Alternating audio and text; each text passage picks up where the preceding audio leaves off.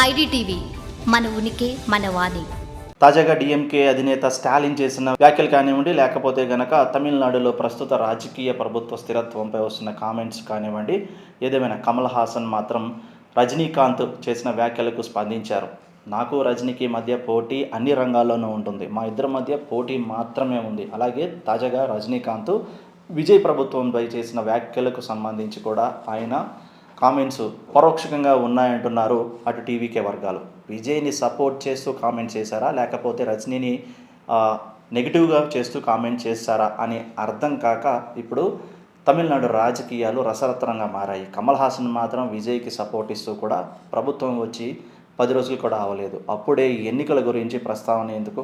అలాగే రజనీకాంత్ స్టాలిన్ని కలిసిన విషయం పూర్తిగా ఆయన స్వేచ్ఛ, వ్యక్తిగత విషయం.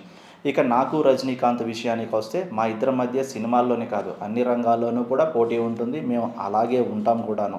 ప్రతి రంగంలోనూ పోటీ పడి పనిచేసే తత్వం మా ఇద్దరిది కూడాను.